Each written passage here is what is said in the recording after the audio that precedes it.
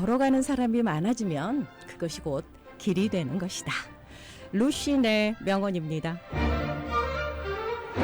반복되는 일상에 지치기 쉬운 목요일이지만 오늘 우리가 내딛는 한 걸음 한 걸음이 결국 희망의 길을 만든다고 합니다. 막막해 보이는 업무나 고민도 오늘 조금씩 해나가다 보면 어느새 목표에 닿아 있을 거예요. 스스로 길을 만들어가는 여러분의 멋진 목요일 응원합니다. 네, 정훈이가 불러준 꽃밭에서였습니다. 오늘 날씨가 너무너무 좋아서 이 노래를 좀 흥얼거리면서 운전하고 왔거든요. 역시나 여러분들과 함께 들으니까 더 좋네요.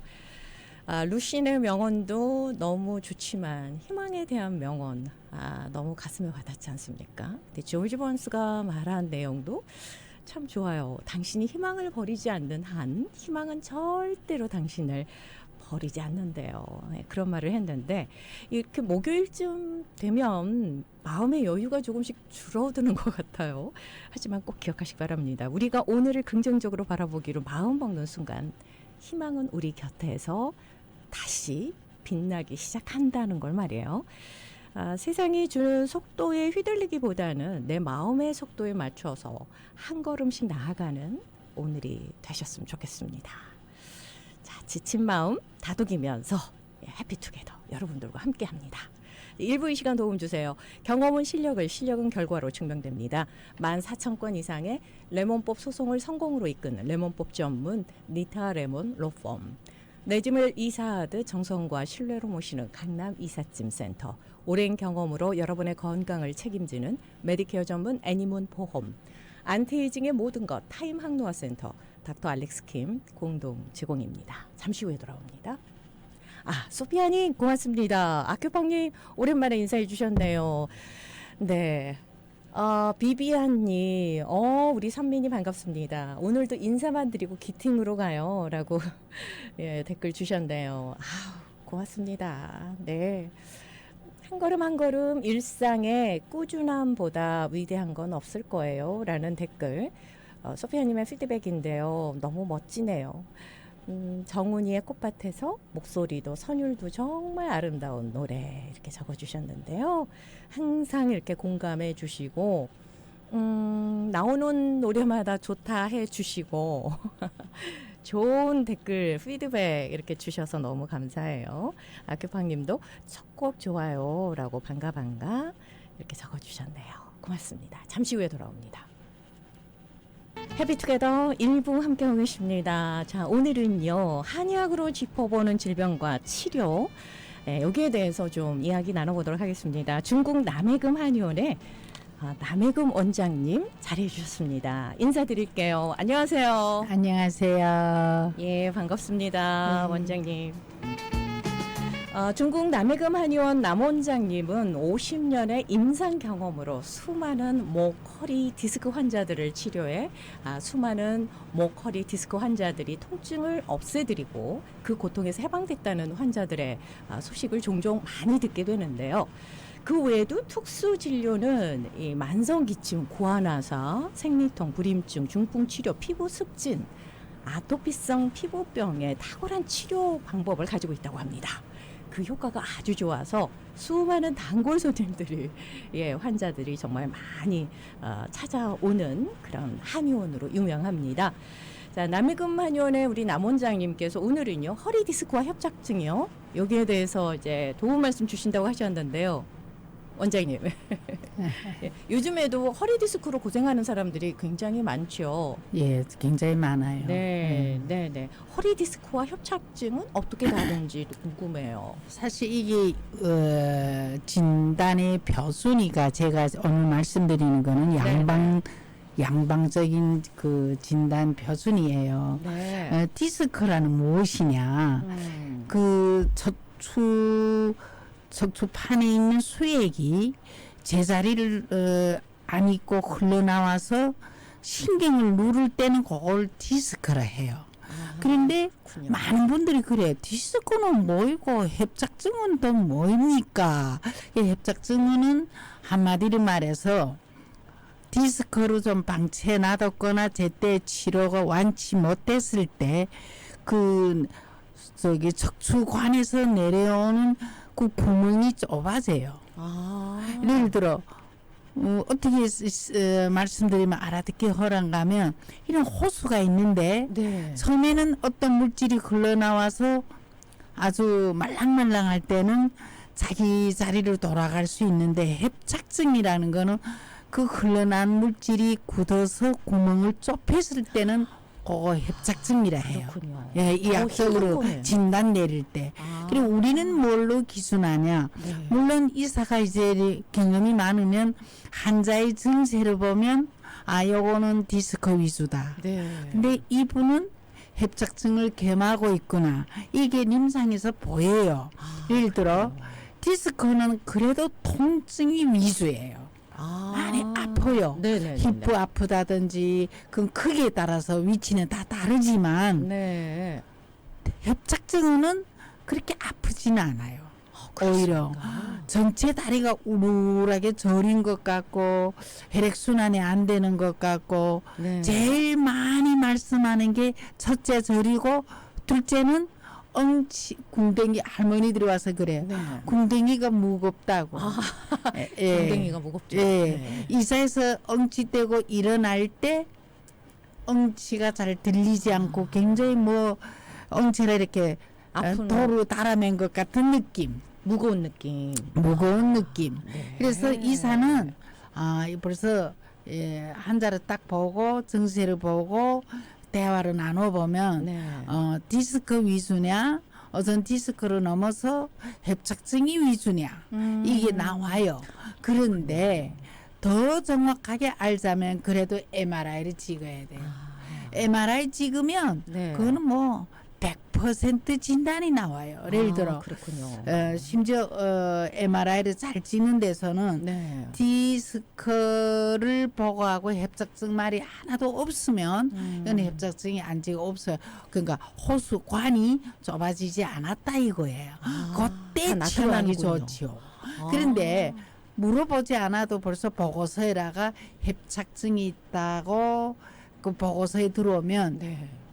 정확하게 하는 데서는 몇 프로라는 것까지 있어요. 30%, 50%, 뭐 그게 다 나타나는군요. 80%에 다 나타나지요. 오. 그래서 네. 임상에서 가장 많이 물어보는 질문이 그 중에 하나가 디스크는 또 뭐이고 협착증은 네. 또 뭐이냐. 저도 이 협착증하고 디스크가 어떻게 다르냐 이걸 많이 물어보세요. 네. 근데 사실은 디스크가 한 5년 이상 10년 정도 되면은 협착증이 올 수 있는 확률이 있기 때문에 빨리 치료를 해서 그게 굳기 전에 호수를 그가 적수가는 그 호수를 좁히기 전에 치료를 하는 것이 관건의 관건이에요. 예. 그렇군요. 예. 저도 원장님 말씀 주시는 거 지금 듣고서 구분이 되네요. 되죠. 예. 예. 그 전에는 이게 그냥 뭐 다 허리 디스크지 뭐 이렇게만 생각을 아니에요. 했거든요. 근데 그게 아니군요. 아니에요. 어머나. 허리 디스크라고 벌써 병원에서 네. 의심해서 MRI 찍어서 보고서가 나오면 네. 내가 정말 LA에서만 지금 30년이 한 가지 병 가지고 많이 하잖아요. 네네네. 근데 한낱같이 할머니 할아버지들이 그때 내 남선생대 왔을 때 내가 치료로 원인이 많지요. 집집마다 사정이 다 다르니까 경제적으로 보험이 없어서 맞아요. 여러 가지 일 못했는데 네. 그때 왜 남선생 나를 때리면서라도 치료하게 하지 않았냐고 네. 이렇게 후회해요. 원장님 말씀을 들었으면 예. 그렇게 근데 고생 지금 안 해도 이미 됐는데요. 보고서에 협착증이란 진단이 나오니까 네. 다리 저린 게 어떻게 저린가 팍 터져 나가는 것 같아요. 다리가 고저 저리다 이 정도인 게라 어느 쪽 한쪽 다리 대부분이 두 다리 똑같게 그런 게 아니라 내과병으로 오는 저림은 두 다리 똑같게 와요. 근데 외과 혹은 우리 양방적으로 디스크나 협착증으로 오는 저림은 네. 한쪽 다리 대부분이에요. 한쪽으로 오는 예, 거예요. 한쪽으로. 얼마나 왜냐하면 불편할까요? 두 다리도 림사에서 보면 혹가다 있어요. 예. 하지만 그게 양짝 다 그렇게 누른다는 게 좀 적고 대부분 80% 내지 90%는 그 더 누르는 쪽 네. 호수가 더 좁아진 쪽이 더 심해요. 그러니까 의사는 임상 경험이 풍부하면 네. 환자의 얘기만 들어도 대략 몇 프로 어느 쪽 디스크에서 호수관을 지금 좁히고 있구나. 이게 답이 나와요. 예. 50년을 환자분들을 치료를 해오셨잖아요. 네. 세상에 50년 임상 경험이면 하다 어마어마한. 보니까 시간은 그렇게 갔네요. 와, 세상에. 아니 원장님 예. 50년인데 예. 너무 젊으시잖아요. 젊었다면 고마운데 아니에요. 아, 그래서 나도 나이 50년 먹어가고 동안 있어요. 환자분들을 예. 진료해 오셨으면은 말만 들어도 아실 것 같아요. 내 생애 디스크 협착증을 본 게 몇백 명, 몇천 명 되는데 예. 제일 안타까운 게 한마디로 말해서 벌써 MRI상의 진단이 딱 나오면 만사를 제쳐놓고 치료해야 네. 만년에 네. 우리 나이 먹었을 때 네. 80 이상 됐을 때 아. 통증 없는 삶을 살 수 있고 아이고 그래다 낫겠지 또 이래 또 다음에 하지 뭐 다음에 하지 뭐 이렇게 들러 밀린 분들은 후회 막금해요. 네. 내 왜 그때 바보스스 했냐. 돈이 뭐 이걸래. 내가 그러게요. 늙어서 걸지 못하고 화장실 못 가고 발짝이 떨어 앉을 때 아차 이미 늦었어요. 아이고 네. 그렇군요. 내 몸을 사랑해야 되는데. 그렇지. 사랑할 정도인 게 아니라 예, 내가 아끼고. 어떤 삶을 사는가 하는 네. 그런 문제예요. 이거는. 맞아요. 네. 건강이 최고라고 하는데 말이죠. 자, 허리 디스크와 협착증으로 좀 이런 증세를 좀 고생하고 계시는 분들, 예, 중국 남해금 한의원입니다. 위치 소개를 해드릴게요. 2525 웨스트 8가 스트리트 LA에 위치하고 있습니다. 206호고요. 전화번호 소개를 해드릴게요. 미리 예약하시고 방문하시면 좋을 것 같습니다. 213-500-7733, 213-500-7733번으로 이렇게 예, 전화하시면 되겠습니다. 근데 허리 디스크와 이 협착증 치료는 어떻게 좀 다를까요? 이 치료가 좀 다른가요? 아니면 같습니까? 같습니다. 사실은 예. 사실은 치료가 뭐 별 다른 점은 없는데 네네네. 광근은 디스크가 흘러나와서 신경을 누를 때 그 흘러난 수액을 제자리로 돌려보내는 것이 이게 포인트거든요. 네. 만약에 척추관이 네. 흘러난 수액이 굳어버렸다. 80% 이상이다. 이러면 이건 수술로 긁어내야 돼요. 어머나 큰 진짜예요. 수술. 와, 세상에. 그래서 심각해지군요. 대부분이 그래도 저인대로 오시는 분들은 협착증이 조금 있긴 있는데 네. 그래도 디스크 왜냐하면 디스크는 아픔이 위주고 앞에서 내 말했잖아요. 통증 위주고 협착증은 엉치 무겁다든지 다리가 저리다든지 괴로운 게 위주니까 네. 그래도 디스크 때 치료를 해야 되겠다고 생각하는 분들이 굉장히 많아요. 네. 그래서 그때 많이 와요. 그러면 그때 치료하면은 협착증이 안 와요. 예방까지 되면서 네네. 그거 치료될 수 있거든요. 아하, 그렇군요. 그러니까 디스크 통증이 좀 있다. 허리가 아프다. 또 골반이 좀 아프다. 이럴 때는 이런 사인이 있을 때는 중국 남해금 한의원으로 우리 남해금 원장님하고 상담을 받아보시면 치료받으실 수 있습니다. 이 부분도 또 그래요. 네. 어떤 분은 누구는 디스크 돼서 뭐 수술해서 누구는 디스크 돼 어떻게 고상해서 이런 거 우리 주위에서 많이 듣잖아요. 네. 그냥 허리 좀 아프면 어떤 분들은 나도 디스크가 아닌가 이래 뛰어와요. 그래 보면 또 그런 어떤 분들은 디스크가 안지가 아니야. 아. 그래서 단순한 요통 여지 중국말로 여지 러순이라는 게 뭐인가 하면 허리 무리하게 너무 일했거나 너무 굽었다 폈다 하는 동작 많이 해서 단순히 요통에 속하는 분들은 네. 침을 몇 번 마실 필요도 없어요. 그 맛은 탁 나사요. 금방 낫는군요. 네, 금방 낫는 거예요. 근데 벌써 내가 봐서 이거는 디스크가 몇 프로는 되겠다고 진단에 퀘션이 생기면 MRI를 꼭 찍어야 되겠습니다. 지금은 99%가 내가 예측한 것처럼 디스크가 있어요. 근데 요게 초창기일수록 치료가 잘 돼요. 아, 그렇군요. 그러니까 빨리 병원 가셔야 됩니다. 나는 다른 병은 물론 어떤 병이나 네. 초창기 진단, 초창기 치료가 모든 병에 다 유리하지요. 네. 하지만 이 디스크는 어떤 분들은 이렇게 아픈데 병을 거의 10년을 이렇게 좀 쉬면 낫고 네.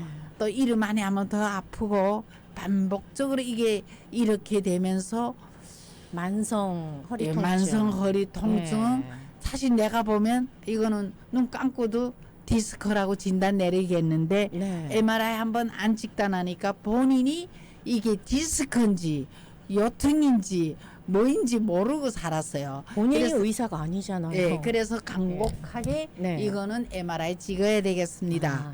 이래서 같이 찍어보면 거의 정말 내가 찍어서 결과서고 보면 진단하고 거의 맞아떨어져요. 이게 바로 임상 경험인 거예요. 그렇죠. 어떤 분은 아닌데 와서 나 디스크 아닙니까? 그래 아니에요. 이게 디스크 아니에요. 네. 치매법 맞으면 돼요. 네. 근데 어떤 분들은 아우 아픈 지는 어떤 10년도 더 돼요. 뭐 하루 이틀이 아픈 것도 아니고 뭐 이제 무슨 MRI 찍어서 디스크라면 수술할 것도 아닌데 굳이 뭐 이렇게 생각하는 분들이 있어요. 아니에요. 디스크라는 진단은 내가 아는 것과 모르는 것이 차이가 많아요. 안다면 뭐 조심하세요 할 때 환자들이 정신 바짝 차리고 조심해요. 네. 하지만 내가 이게 뭐인지 모르면 그래 아프다 쉬면 낫는데 뭐 좀 며칠 쉬어요 보지 뭐 이러고 또 쉬어요. 네. 그러다니까 한 해 두 해 지나가다니까 10년이 금방 지나가요. 마지막에는 협착증이라는 진단 받을 때는 후에만큼에도 늦어요. 그게 그렇군요. 특징이에요. 네네네. 우리 남 원장님께서는 MRI를 꼭 찍어봐라. 이 점이 참 좋은 것 같아요. 정확도를 위해서. 정확도를 내가 사실 예. 어떤 환자는요.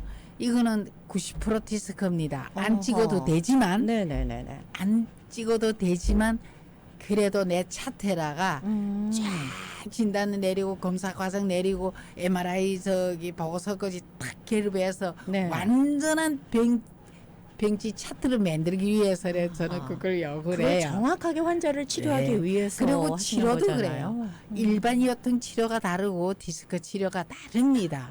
그렇기 때문에 MRI 찍을 것을 간곡히 권고해요. 근데 어디 가서 제일 곤란이 좀 있는가 하면 65세, 67세 메디케어가 나오신 분들은 네네네. 자기 돈 안 내고 MRI 찍기 때문에 제가 오더라면 주친대 가서 금방 찍어가지고 와요. 근데 50대 좌우, 40대 좌우 젊은 분들은 직장보험도 없고 내 개인보험도 없고 옛날에는 오바마 보험이 좀 있었는데 이게 또 어떤 데서는 카바도 안 해주고 뭐 여러 가지 곤란이 있어요. 네, 한번 네, 네. 촬영하자면 돈 꽤나 들어가거든요. 그래서 여러분들이 좀 곤란이 있지만 그래도 까리까리한 분들 요거 딱 디스크 같은데 전형적인 증세는 아닐 때는 내가 딱 찍으라 해요. 근데 어떤 분들은 눈 감고도 이건 디스크야 이럴 정도면 네. 정돈이 없으면 찍지 마시고 치료하세요. 이렇게. 네, 네. 알겠습니다. 남해금 한의원 위치 다시 한번 소개를 해드리겠습니다. 2525 웨스트 8가 스트리트 LA에 위치하고 있습니다. 수인 넘버 206호고요. 전화번호 213-500-7733번으로 예약하시면 되겠습니다. 근데요 원장님, 이 허리 디스크 진단을 받고도 그 오랫동안 전문적인 치료를 못했는데 어떻게 하면 좋을까요? 라는 질문을 주시는 분들도 계시거든요. 예. 예. 그러니까 여기서 내가 오늘 이 기회에 한 네, 가지 네, 네. 정말 말씀드리고 싶은 거는 어떻게 예방할 것인가. 예? 어떻게 내가 걸렸다 해도 네. 지금 당분간 내가 시간도 없고 돈도 없고 치료 못하겠다. 네. 그러면 어떻게 하겠는가. 이런 문제가 림사에서 정말 실제 사실이거든요. 네. 그래서 가장 디스크에서 가장 나쁜 것이 뭐인가 하면 무거운 물건을 허리 아무런 준비 없이 계속 운반하는 비즈니스, 예를 들어 네, 리코스트라든지 음. 장기적으로 무거운 거 운전, 들고 무거운 거 또 들고. 직업상 예. 또 이 허리를 이전에 많이 쓰는 그러니까 잡들이 타올 있습니다. 붙이는 그 베개라 타올 같은 네, 거 네, 붙이잖아요. 네, 그 타올 한 상자면 네, 80파운드씩 나가거든요. 네. 그거 하루 종일 움직이는 분이 있어요. 디스크 걸려왔어요. 그리고 또 어떤 분들이 많은가 하면 이 오피스 잡도 무거운 건 안 드는데 막 8시간씩 앉아서 어떤 분들은 그 중간에 스트레칭이라 좀 하고 화장실도 가고 이래야 되는데 몇 시간 앉아 있는 네, 분들이 네, 있어요. 네, 네. 그런 분들도 이 디스크가 굉장히 많아요. 네. 예, 무거운 거 안 든다고 안 걸리는 게 아니에요. 제일 많은 게 전대로 제일 많이 오는 게 리코스트. 이게 술 한 병은 안 먹었는데 예, 한 상자가 50파운드씩 되는 거. 아하. 한 자동차 버리고 한 자동차 실어봐요. 이게 뭐 되는가. 이런 문제. 뭐 그렇군요. 페인팅 하는 분들 네네네. 예, 이런 분들도 많고 또 어떤 분들은 그래요. 나는 뭐 집에서 홈와이프고 나는 무거운 것도 별로 안 들었어요. 근데 또 이런 병이 오는 분들이 있는데 네. 가장 여러분들이 많은 거는 침대예요. 침대. 침대의 그 쿠션이 슉슉 들어간 데서 그 브리싱이 네네네. 그래서 오래돼 가지고 이래 누우면 이게 침대도 들어가고. 중요하죠. 이렇게 누우면 네. 네. 그런 분들이 또 많이. 제가 아하. 환자가 여자야 하나 군수도 많이 한 200파운드 나가는 애인데 실제 환자 케이스요. 아니 환자가 일을 못 나서 나를 아버지가 와서 집으로 볼라 가세요 글쎄. 그때도 말도 전 조금 환자라면서 신경 쓰는 스타일이래. 갔어요. 네. 갔더니 침대에서 뭐 일어나고 이렇게 대자로 딱 누웠는데 침대가 사이가 이렇게 나요. 높은 데는 이렇게 높고 낮은 거는 이렇게 낮아요. 내가 치료를 하기 전에 네. 우선 이 침대 브리싱부터 바꾸고 그다음에 당분간에 못 바꾼다면 이 땅에서 맨 땅에서 조금 따뜻한 전기장을 이불 켜고 펴놓고 이렇게 잠자리부터 바꾸세요. 오. 그리고 그거 바꾸고 한 일주일 누워 있으니까 그래도 병원에 올 수 있어서 아버지가 맨날 결혼도 안 하는 여자인데 네네네. 식구 병원에 와 치료하고 나선 적이 있었거든요. 아하. 근데 그때 깊은 인상 받은 게 우리 소파나 침대나 이게 정말 스프링이 안 좋은 들어가는 경우. 게 네. 이게 안 좋다는 생활에는 거군요. 안 좋아요. 아, 네. 그렇군요. 자, 여러분들 허리 디스크인데도 난 치료받았는데 왜 이렇게 안 나을까 하신 분도 포기하지 마시고요. 중국 남해금 한의원의 남 원장님과 상담을 좀 해보시고요. 치료받아 보시는 것도 좋지 않을까. 예, 그런 생각을 해봅니다.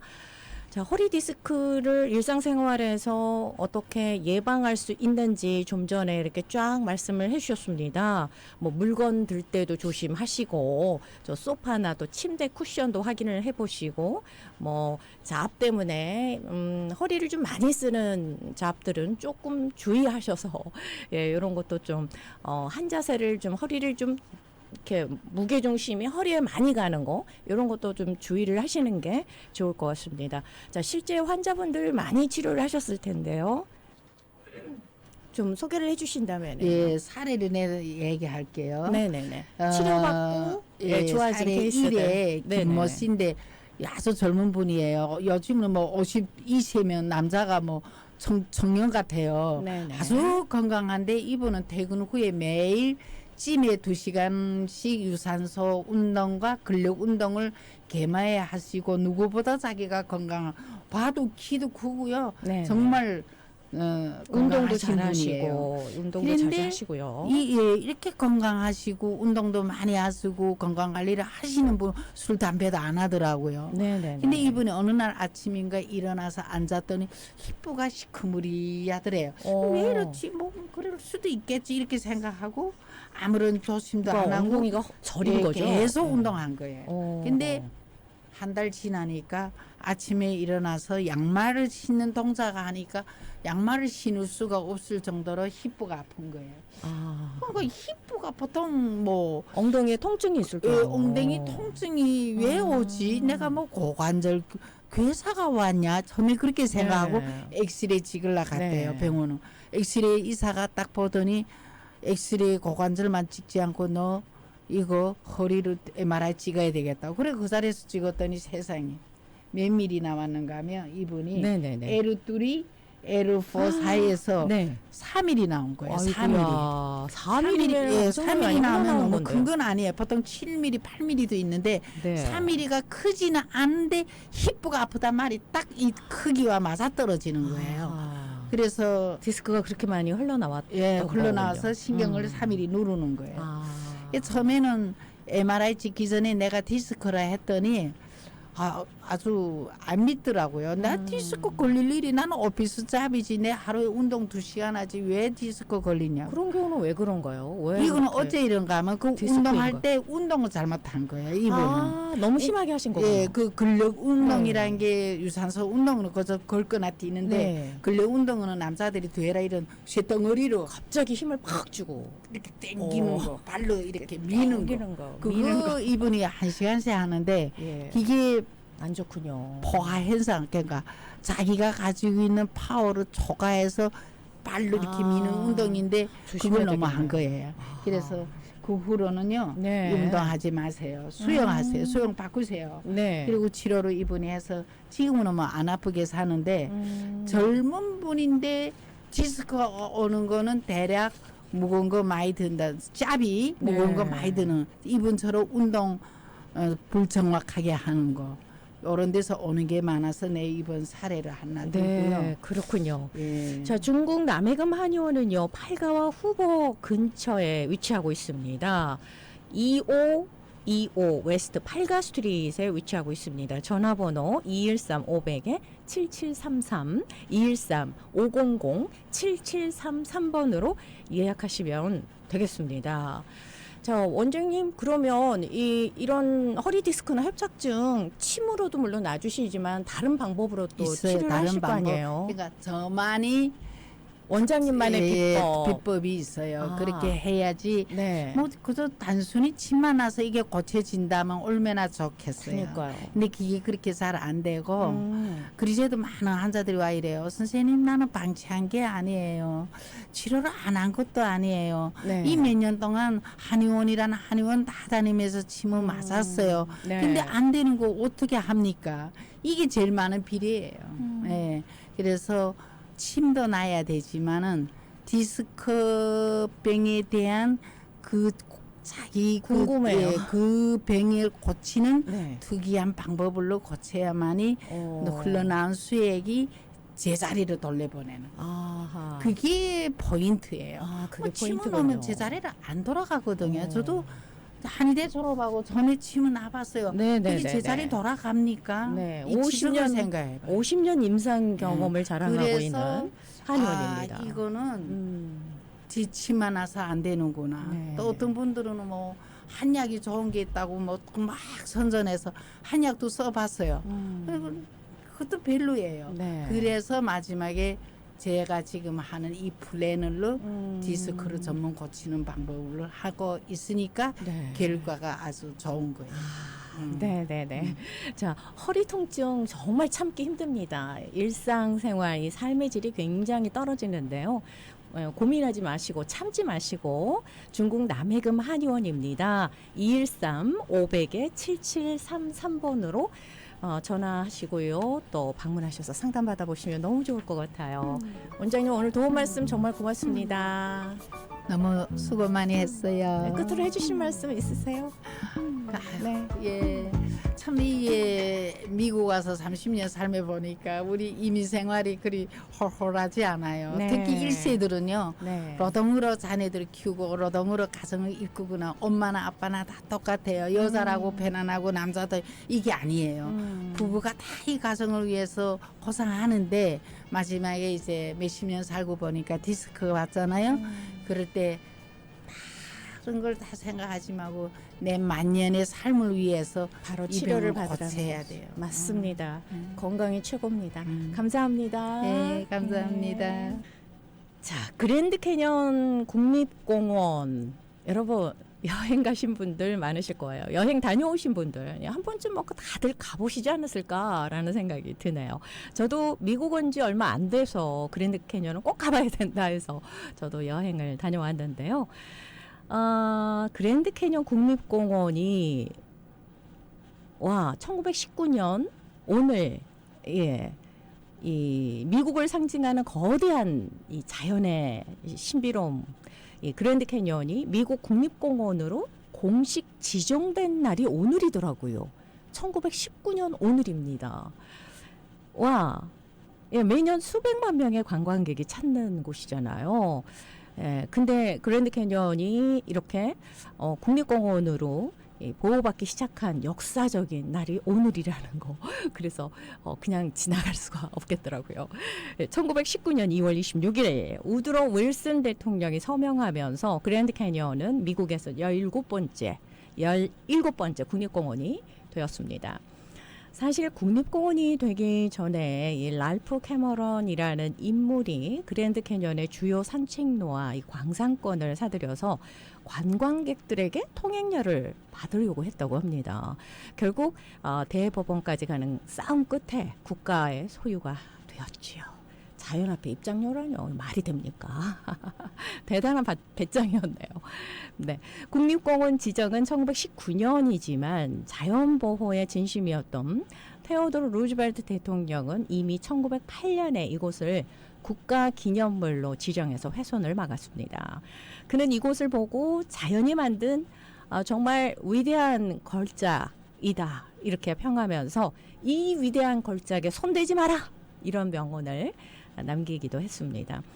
그랜드 캐니언은 길이만 약 446km에 달합니다. 이는 서울에서 부산까지의 거리보다 긴 수준이죠. 지구의 역사를 보여주는 지질학 교과서라고 불리우기도 합니다. 자, 우리가 오늘날 이 경이로운 풍경을 사진이나 여행으로 즐길 수 있는 건 107년 전 오늘 내린 이 보존이라는 결단 덕분인 셈이네요. 자, 압도적인 자연 경관 자체의 경이로움에 집중해서 여러분들 그랜드 캐니언 가면 한번 디테일한 부분까지 이렇게 들여다보시길 바라겠습니다. 그랜드 캐니언은 단순히 큰 골짜기가 아니라 지구가 쓴 20억 년의 일기장과도 같으니까. 서울 인터넷 홈페이지 여러분 오늘 한번 들어가 보시길 바라겠습니다. 라디오 서울 1650.com입니다.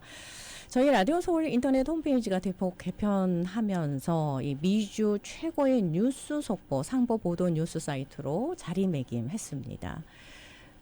하루 방문자 수가요, 기사 조회수가 정말 점점 늘어나고 있어요. 예, 라디오 서울 1650.com이 사이트 방문자 여러분들께 감사의 마음을 담아서 이벤트를 진행하고 있습니다. 이번 달 말까지니까요. 며칠 남지 않았네요. 2월 28일까지니까요. 융자나라 캘코보험과 함께하는 라디오 서울 1650.com 뉴스 사이트 이벤트 참여 방법은요. 그 밑에 보시면 참여하기가 있어요. 그 참여하기를 클릭하신 후에 이메일을 작성해서 그냥 보내시면 되겠습니다. 매 2개월마다 50명씩 추첨해서 이메일로 공지해드리고 있습니다. 아마존 10불 기프트 카드 50분께 드리는 이벤트니까요. 여러분들 혹시라도 지금 아직도 참여 안 하신 분들 계시다면 오늘이라도 꼭 참여하셔서 이 아마존 10불 기프트 카드 선물 꼭 받으시길 바라겠습니다. 참 저희 라디오 서울 1650.com 홈페이지에 들어가 보시면 또 AI가 진행하는 또 뉴스도 들어보실 수 있어요. 예, 한번 좀 클릭하셔서 오늘은 어떤 뉴스 기사가 떴을까? 새로운 뉴스 실시간 업데이트되고 있으니까요. 여러분들 많이 활용하시길 바라겠습니다.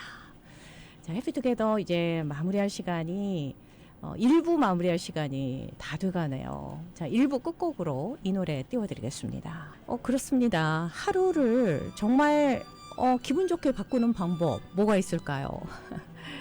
예, 오늘 나에게 좋은 일들이 일어날 거야.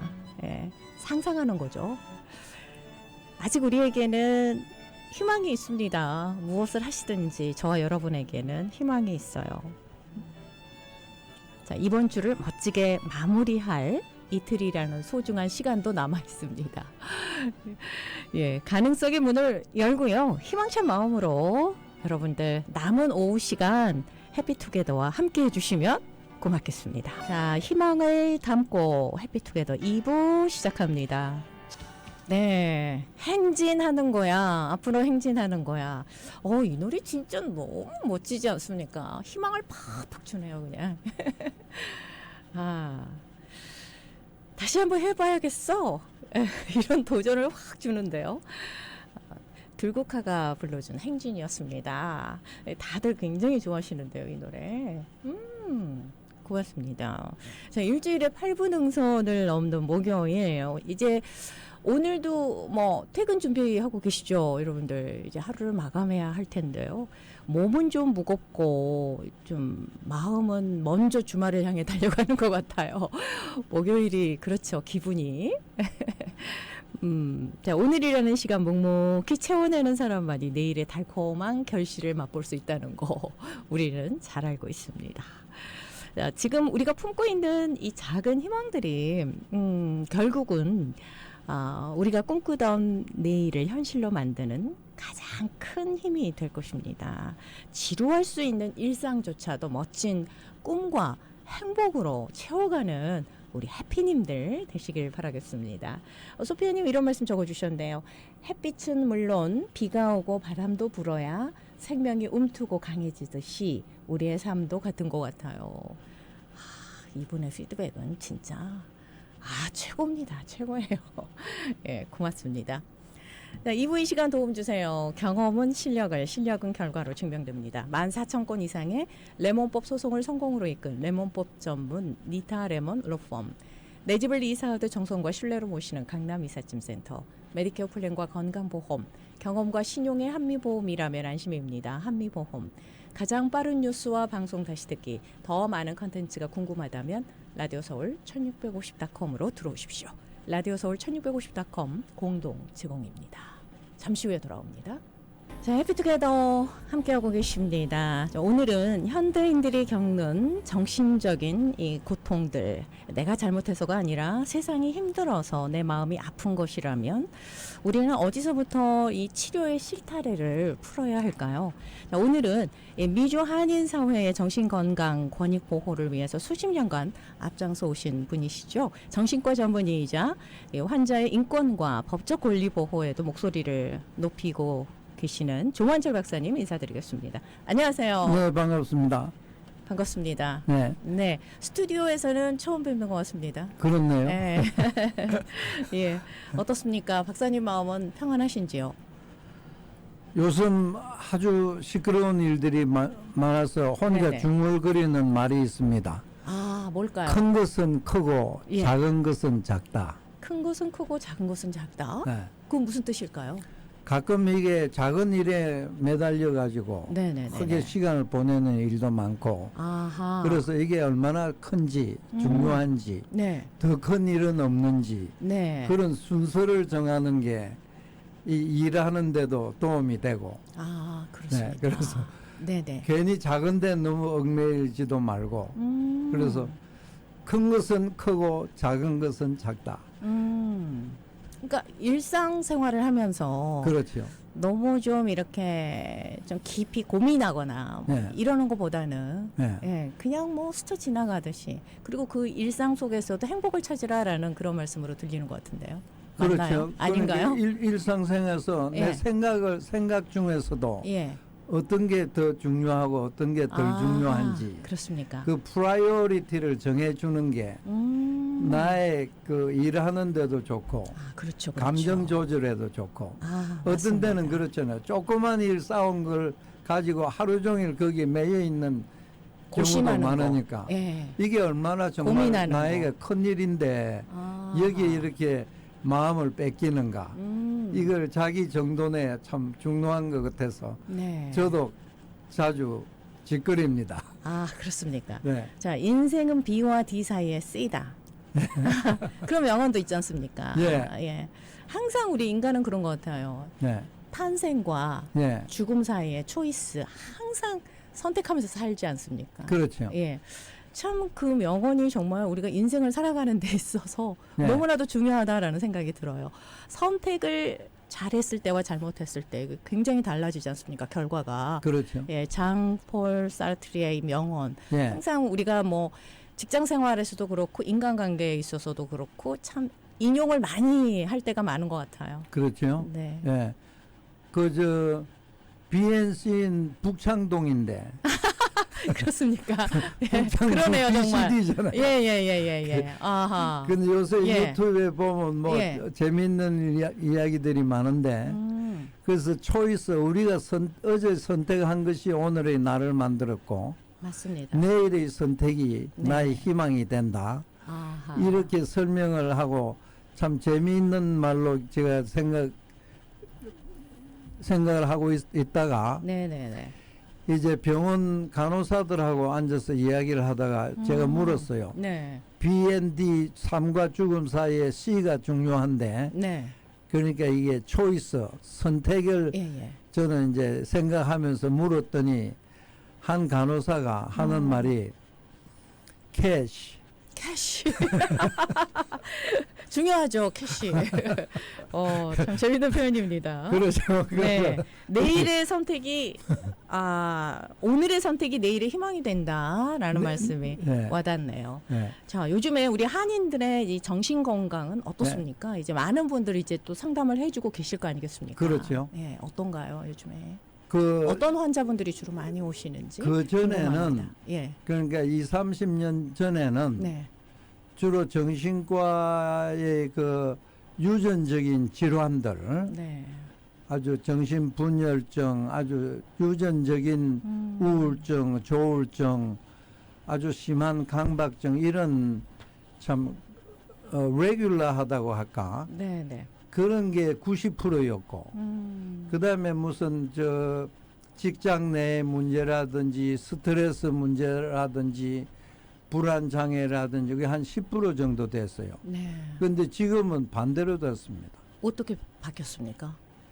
지금은 이제 정신분열증 요즘에는 이제- 조현병이라고 하더라고요. 예. 네.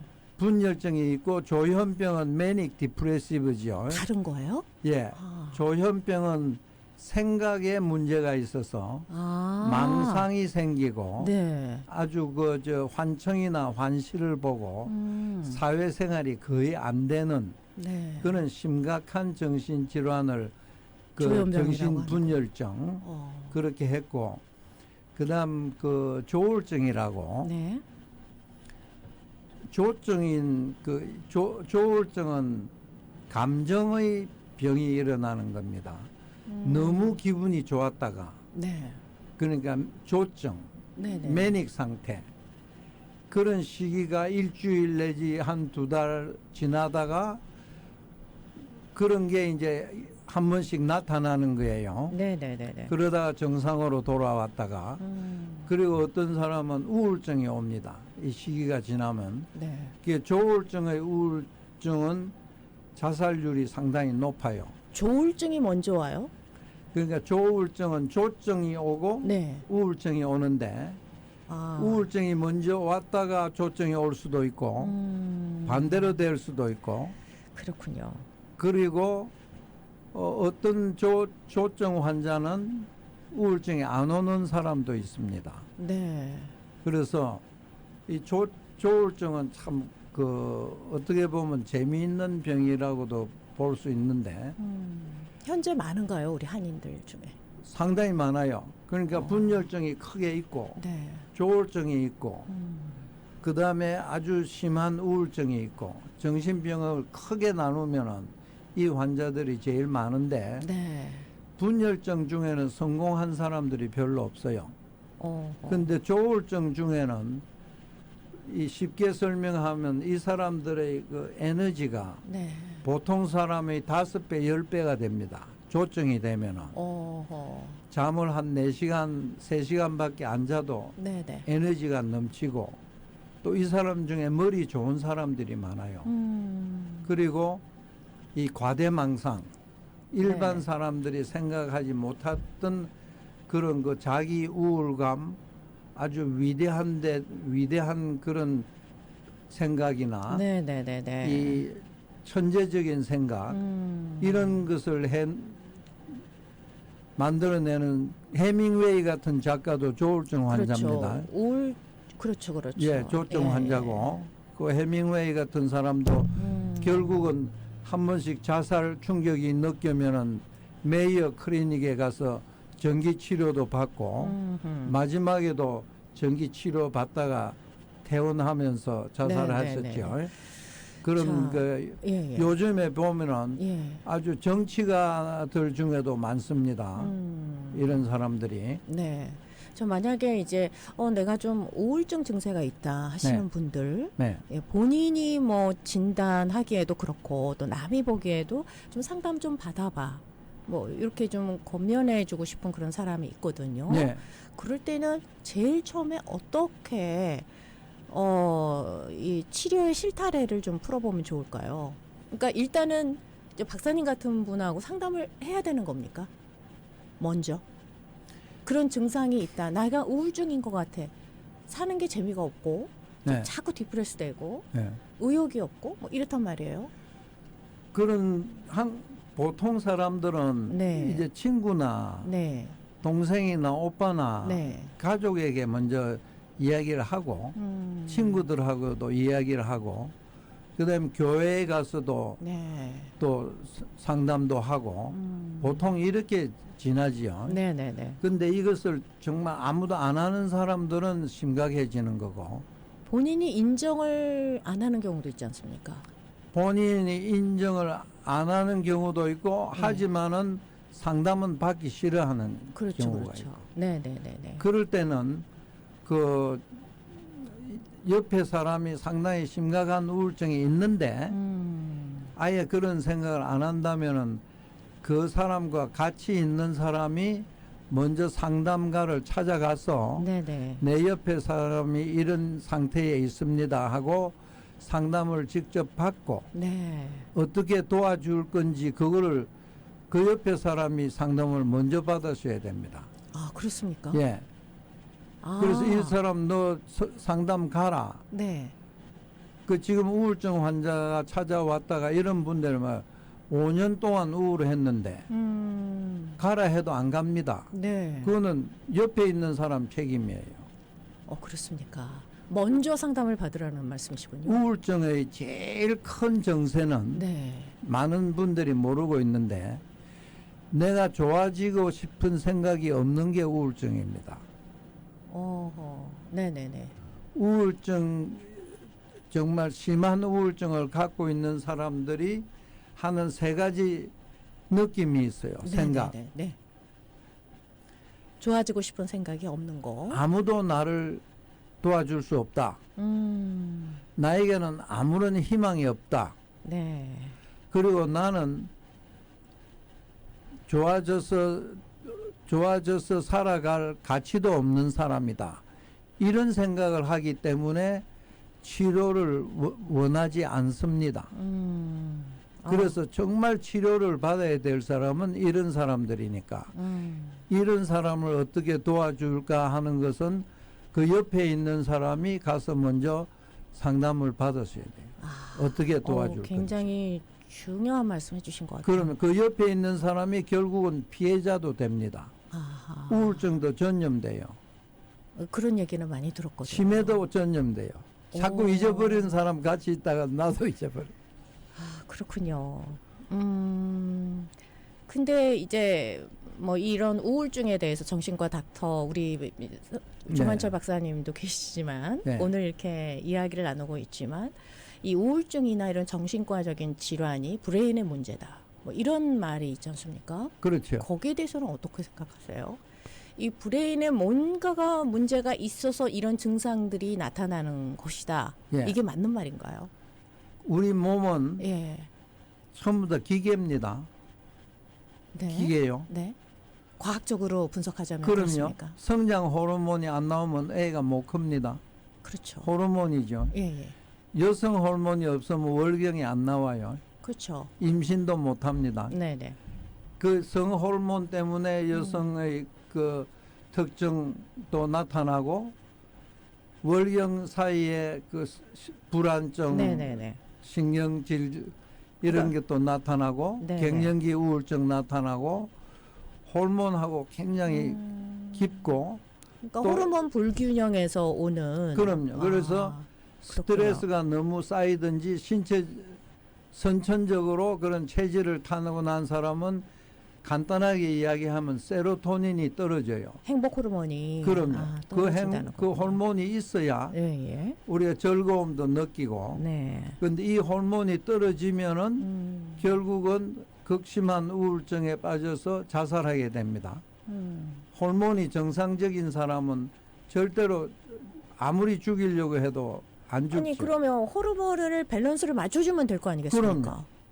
그럼요. 그러면은 우울증이 생길 이유가 없지 않습니까? 자살을 다 방지할 수 있습니다. 어. 최진실 씨 그 배우 같은 사람도 한 달만 입원시키면 안 죽게 할 수 있어요. 아.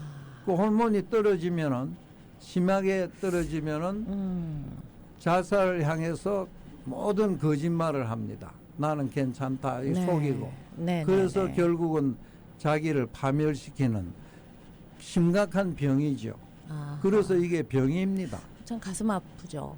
많이 네, 했어요. 이 병인을 괜히 마음이 병을 울적해지네요. 그런 말씀 들으니까. 갱년기에 예. 그저 유명 그렇죠, 여자 갱년기. 배우도 정신과 학교에서 이야기했는데 네. 내가 우울할 이유가 하나도 없는데 우울하다고요. 그 기분에서 벗어날 수가 없어서 아하. 그러니까 뭐 사치병이다 뭐 네. 사람들이 이해를 못 해주는데 정말 얼마나 심각한 건지 네. 그리고 저 이런 산후우울증 같은 거 산후우울증. 그것도 그때 굉장히 호르몬 심각하더라고요. 임밸런스가 오면은 네. 심각하고 산후우울증의 창난증까지 오면은 네. 자기 애를 죽이는 이런 현상도 일어납니다. 무섭네요. 그럼요. 그러니까 산후우울증도 무섭고 또 제일 무서운 갱년기 우울증. 이 호르몬 트러블 때문에 그럼 또 갱년기가 되면서 굉장히 좀 고생하시는 분들, 여성분들 많거든요. 그럼요. 그러니까 이런 갱년기 증상의 우울증도 예. 빨리 치료를 받는 게 좋겠네요. 그렇죠. 그런데 갱년기 우울증 왔을 때 네. 호르몬을 잘 맞춰줘도 별로 효과가 없는 어떻게 치료를 받아야 돼요? 그런 게. 항우울제를 써야 돼요. 한 번 우울제를 사용하면 항우울제. 항우울제. 예.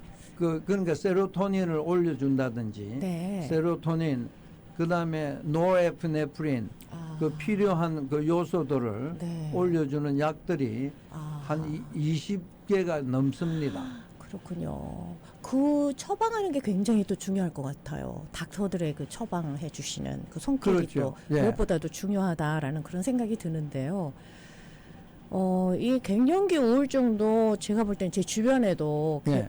그렇게 좀 시달리시고 힘들어 하셨던 분들도 계셨거든요. 그럼요. 근데 한 번 약을 먹게 되면 계속 먹어야 되는 건가? 이런 생각 때문에, 고정관념 때문에 네. 약을 안 먹으려고 하더라고요. 어떻게 조언해 주시겠습니까? 지금 예. 내가 약 없이 살아갈 수 있으면 약 필요 없어요. 어허. 이대로는 나는 못 살겠다. 네. 첫째, 잠 못 자고 불안하고 네. 의욕 없고 음흠. 도대체 사회생활 대인관계가 안 되고 네. 그 자기 자신이 불편하고 주위가 불편하니까 일단은 약을 먹어야 돼요. 아. 그렇게 약을 먹고 정상적인 생활을 할 수 있으면은 네. 그게 벌써 호르몬이 이미 생성이 돼요? 리플레이스 됐다는 아, 거니까 그렇습니까? 그때는 먹을 필요가 없습니다. 그런 열이 케이스들이 있을 때 해열제 먹는 거지 열 떨어지면 먹을 필요 없잖아요. 그렇네요. 예. 네. 그런 케이스들이 많습니까? 그럼요. 그러니까 이 호르몬은 어. 조금 더 기간을 오래 써야 된다는 거지. 아, 그렇군요. 그리고 공황장애 같은 것도 약을 안 쓰면 점점 더 심해지니까 그 약을 주로 적극적으로 쓰는 게 네. 한번 이 공황 발작, 불안 발작이라는 것도 오면 습관적으로 자꾸 터져요. 네. 여기서 한번 놀라면 조금 있으면 다음 여기서도 놀라게 되고 네. 비행기 타다가 타는 게 힘들면 자전거 탈 때도 약을 먹어야 되고 네, 네, 네. 그런 분들도 많습니다. 참 그 옛날에는 연예인병이라고 뭐 공황장애 이렇게만 생각을 했는데 네. 요즘에는 일반인들도 공황장애 때문에 이 심각한 고통 때문에 정말 힘들어하시는 분들이 있거든요. 그렇죠. 그러니까 어느 날 갑자기 그냥 그렇게 공황장애가 오고 그럴 수도 있나 봐요. 예. 예. 그 제일 많은 거는 네. 극도로 피곤했을 때 많이 옵니다. 아, 그렇습니까? 그래서 보면 그 부모님 장례 지나고 네. 며칠 지나다가 네. 밤에 운전을 하고 오는데 갑자기 덜컥 겁이 나더라. 아. 그때부터는 그냥 한 번씩 겁이 나면서 심장이 뛰고 네. 그래서 연예인들도 제일 많은 이유가 네. 스트레스가 많아서 그래요. 스트레스군요. 좀 쉴만한 쉬는 시간이 없으니까 네. 계속 못 쉬게 하고 시키면은 네. 이런 불안 장애는 누구나 생깁니다. 아, 그렇군요. 그게 신체적으로 네. 우리가 뭐 놀랐을 때 나오는 호르몬, 필요한 호르몬인데 네. 늘 정신적으로 그 충격을 받다 보면은 그게 조절이 안 돼서 아무 조용하게 있을 때도 이 호르몬이 확 나오게 돼요. 아, 그러면 이제 그렇군요. 불안하게 되고 어떤 사람은 자다가도 일어납니다. 호르몬이 일어나면은. 어허. 예. 이 호르몬이 참 우리 신체 내에서 중요하군요. 전부 호르몬으로 우리가 예. 사는 거죠. 뭐 우리 자율신경계가 굉장히 중요하다고 하지 않습니까? 그렇죠. 자율신경. 교감신경, 뭐 부교감신경, 뭐 이런 용어들도 있던데요. 예. 아무튼 우리 박사님께서 오늘 이 호르몬이 굉장히 중요하다. 예. 예, 이런 말씀 해주셨습니다. 근데 그리고 네. 요새 제가 네, 사무실에서 스트레스 때문에 네, 환자가 제일 많다고 그랬는데 그 정신과 의사 역할도 훨씬 많아졌어요 이제. 그 전에는 주로 치료가 대강 몇 가지로 네, 하면 네. 됐는데 네네. 지금은 온갖 종류의 스트레스가 나오고 또 특별히 요즘 네. 정치적으로 굉장히 불안한 상태고 아하. 그래서 제가 요즘 제일 많이 보는 게 지금 말씀드리고 싶은 거는 이 뭐 관세가 너무 높아서 그렇죠. 경제적으로. 비즈니스를 네. 그만둬야 되는 무역업을 그만두시는 분도 많고 자바 시장이나 뭐 이런 생산업계 종사하시는 분도 너무 스트레스가 많아서 네. 일을 그만두든지 해고되든지 이런 분. 아하. 그다음에 식당도 많이 문 닫잖아요. 네, 맞습니다. 그 여러 그 비즈니스가 안 돼서 스트레스 오는 분들이 많은데 네. 그 이런 분들에게 이제 상담 치료보다도 우선 제가 중요한 게 아까 태어나서 죽을 때까지 제일 네. 중요한 것은 초이스다. C다. C. C. 캐시. 네, 캐시. 돈입니다. 네. 그래서 이분들이 네. 그러니까 스트레스가 많아서 이제 불안 장애나 우울 장애가 와서 일을 못 하겠다. 네. 그래서 일을 못 하고 사업을 문 닫을 때는 주정부 장애보험을 신청할 수가 있습니다. 장애보험이요? 예. 그러니까 내가 스트레스가 오. 너무 많아서 예, 예, 예. 그 무역 사업을 하다가 이제 더 일을 못 하겠다. 네, 네, 네. 그래서 장애보험을 이제 신청을 하면은 네. 그 정신과 진단 그 불안 장애라든지 우울증이라든지 스트레스성 우울증 네, 네, 네, 네. 이걸 신청을 하면은 한 52주 동안 네. 지난 1년 동안 받은 월급의 한 7, 80%를 보조를 받을 수가 있습니다. 아, 이 모르는 그렇군요. 사람들이 많아서 제가 이 이건 기회에 처음 듣는데요, 저는. 예. 오, 그래서 그러니까 이거 모르는 사람도 예. 많아요. 그러니까 스몰 비즈니스를 하시다가 예. 이제 이게 경제적으로 타격을 입어서 예. 이걸 그만 이제 더 이상 할 수가 더 이상 없고 할 수가 없어서 그러니까 수입을 할 수가 없으니까 어. 비즈니스를 못 하잖아요. 그렇죠, 그렇죠. 그럼 비즈니스가 망해서 네. 못 하는 거지만은 그걸로 인해서 정신적으로 데미지를 더 이상 입는다면 내가 일을 할 수가 없다. 어, 그러면은 보상받을 수 있다는 말씀이시죠. 주정부에서 그러니까 아하. 장애보험이라고 장애보험을 신청해야 되는 거군요.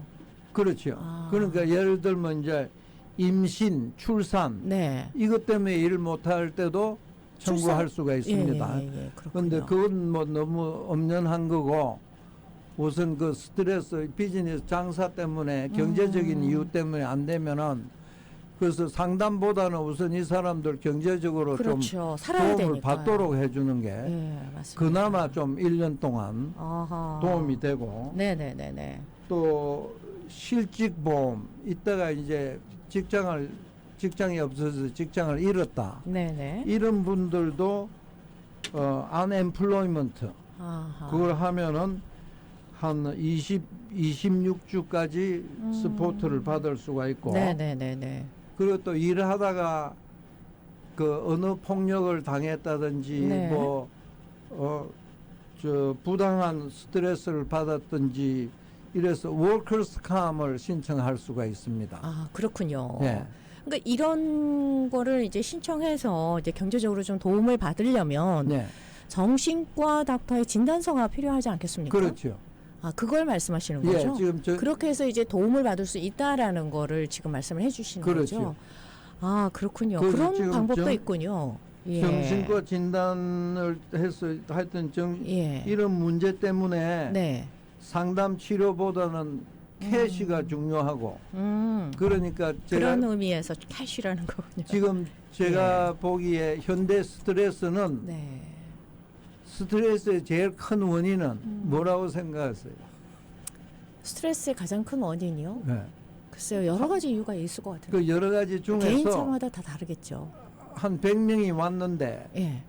제일 많은 거 어떤 게 제일 많으세요? 경제적으로 부당하게 아, 내가 돈을 떼었다든지 남에게 뺏겼다든지 네네. 받아야 되는데 못 받은지 돈 문제 때문에 스트레스가 제일 많습니다. 경제적인 문제 때문에. 예. 뭐니 해도 뭐니네요. 그 다음에 부당한 대우를 받았다. 그렇죠. 그 그렇죠. 자기의 권리를 자기의 그 권리를 손상받았을 때 네네. 그때 사람이 화가 납니다. 아하. 그래서 제일 법적 많은 대응이 게 필요하다는 말씀이시군요. 그러니까 예, 법적 진단서도 도움을 필요하고. 받아서 예. 억울할 때는 네. 부당해고다 아니면 아하. 부당하게 받았다 할 때는 수를 할 수가 있고 그걸 통해서 또 워커스 컴도 하고 네. 그래서 요새 오는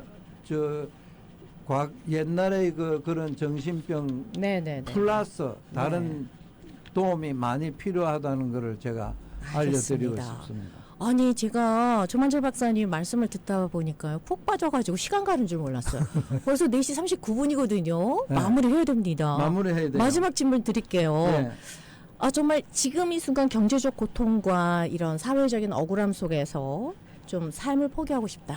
뭐 이런 생각이 드신 분들, 예. 또 그런 생각을 한 번이라도 하신 분들, 예. 그런 분들께 박사님께서 꼭 전하고 싶은 메시지가 있다면 해주시면서 마무리하겠습니다. 그 4.29 폭동 때 20-30년 하던 비즈니스가 다 망하고 네. 자살 생각을 하던 분이 한 분 왔는데 그분이 하는 말이 네. 자기가 정말 자살하려고 했다가 한 연예인이 와서 충고를 하는데 네. 인생은 실패했을 때 끝나는 것이 아니고 포기했을 때 끝납니다라는 말을 들었대요. 실패가 아니라 포기했을 실패했을 때 끝나는 것이 아니고 네. 포기했을 때 끝난다. 인생은 실패했을 때 끝나는 것이 아니라 포기했을 때 끝나는 것이다. 예. 아이고. 그래서 그 말을 듣고 예. 그 자살 생각을 끊었다고. 그리고 지금 우울증이 이제 늘 우울한 기분이 네. 2주 동안 지속되면은 네. 아주 중요한 우울증으로 진단을 받는데 네. 저는 이런 스트레스나 이런 분들에게 하루에 5분만 행복하십시오 이렇게 충고하고 싶습니다. 하루에 5분만 행복하십시오. 행복하십시오. 고맙습니다. 하루에 5분만. 5분만 행복하자고요. 그러면은 우울증으로 진단 안 합니다. 저는. 아하, 감사합니다, 박사님. 오늘 도움 말씀 정말 감사해요. 네, 힘이 됐습니다. 즐거웠습니다. 네, 네. 감사합니다.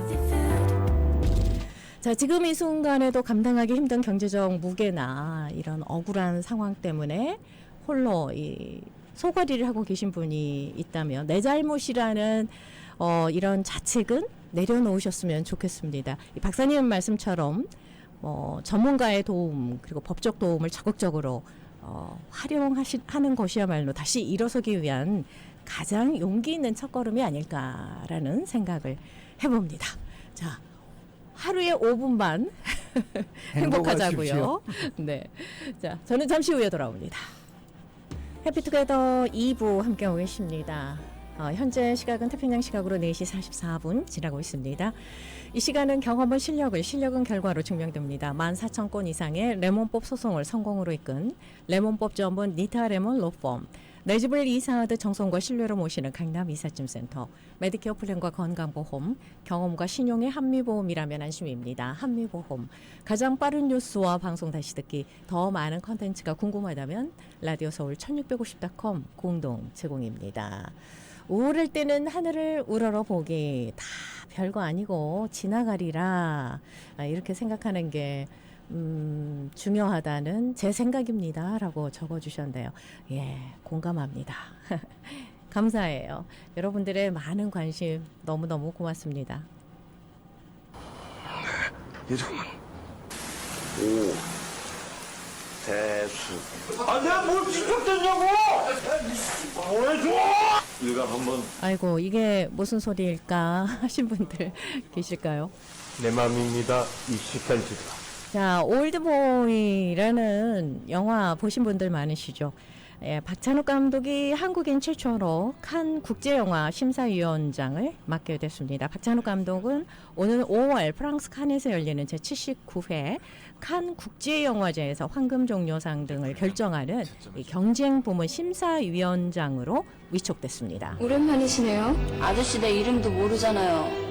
박 감독은 극장에 갇히는 이유는 영화라는 창을 통해 영혼이 해방되기 위해서라면서 갇혀서 영화를 보고 심사를 하는 이중의 자발적인 감금을 설레는 마음으로 기다린다라는 위촉 소감을 밝혔습니다. 물치는 자의 손에서 벗어나는 것 같이. 자, 박찬욱 감독의 유명한 영화 올드보이 지금 예고편 살짝 들어보고 계세요. 박찬욱 감독은 영화 올드보이로 2004년 칸 영화제 심사위원 대상을 받은 것을 시작으로 2009년 박쥐로 심사위원상을, 2022년에는 헤어질 결심으로 감독상을 받았습니다. 에버그린 올드보이스 상록고등학교 동창회 홈페이지. 그 범인을 네 주변 가까운 데서 찾아봤으면 하거든. 처음 본 남자를 집에 끌어들이는 넌 도대체 누구야? 네, 여기까지만 듣도록 하겠습니다. 자, 오늘 목요일입니다. 목요일은 클래식 공감 코너가 있는 날인데요. 시간이 이렇게 훌쩍 지나가 버렸는데요. 맨델스존의 노래의 날개 위에 기억하십니까? 너무나도 좋지요. 이 맨델스존의 노래의 날개 위에는 그의 수많은 가곡 중에서도 가장 대중적으로 사랑받는 걸작이라고 할 수 있겠습니다. 1834년에 작곡된 6개의 가곡 중 두 번째 곡이죠. 이 곡을 참 좋아하고 또 우리나라 성악가들도 참 많이 즐겨 부른 그런 가곡이 아닌가 싶어요. 이 곡의 가사는 독일의 대시인이죠. 하인리히 하이네의 시집 노래책에 수록된 시를 바탕으로 하고 있습니다. 연인과 함께 노래의 날개를 타고 인도의 겐지스강가 이 꽃이 만발한 낙원으로 날아가는 그런 정말 황홀한 상상을 담은 노래라고 합니다. 소프라노 강혜정 목소리입니다. 노래의 날개 위에. 하인리 하이네 시의 맨델스존의 선율이 입혀진 이 곡은 연인과 함께 꿈결 같은 낙원으로 떠나는 장면을 그리고 있습니다. 네, 소프라노 강혜정 목소리로 들어본 노래의 날개 위에 였습니다. 나의 사랑 그대를 실어 나르리 겐지스강의 들판으로. 그곳은 세상에서 가장 아름다운 곳이라네. 거기엔 붉게 핀 꽃들이 만발한 정원이 고요한 달빛 속에 누워있고 연꽃들은 연꽃들은 아련히 기다리고 있다네. 사랑스러운 자매인 그대를. 제비꽃들은 소곤거리며 미소 짓고 별들을 우러러 바라보며 장미들은 향기로운 동화를 서로의 귀에 속삭인다네. 거기엔 뛰어다니며 귀를 기울이는 착하고 영리한 가젤들이 있고 멀리서 들려오는 성스러운 강물에 파도 소리가 밀려온다네. 우리는 그곳에 내려앉으리 종려나무 우거진 아래에서 사랑과 안식을 마음껏 마시며 행복한 꿈을 꾸리라. 이런 가사예요. 예, 하인의 시가 이렇습니다. 이 시를 담아서 맨델스존의 선율에 담은 이 가곡 들어봤습니다. 당시 독일 낭만주의 예술가들은 그 인도 겐지스강을 신비롭고 평화로운 이상향으로 이렇게 동경했다고 하네요. 그래서 요 가사에도 이 겐지스강이 나오지 않습니까? 이 제비꽃이 미소 짓고 장미가 속삭인다는 표현을 통해서 온 세상이 축복하는 그런 사랑의 분위기를 느낄 수 있는 것 같습니다. 자, 함께 해주신 해피투게더 이제 마무리할 시간이 다 됐네요. 끝곡으로 어떤 곡을 띄워드릴까 좀 고민을 했는데요. 노래 날개 위에 가사 맨 마지막 구절 행복한 꿈을 꾸리라 라는 가사가 참 마음에 와닿는데요. 오늘 저녁도 행복한 저와 여러분 되시길 바랍니다.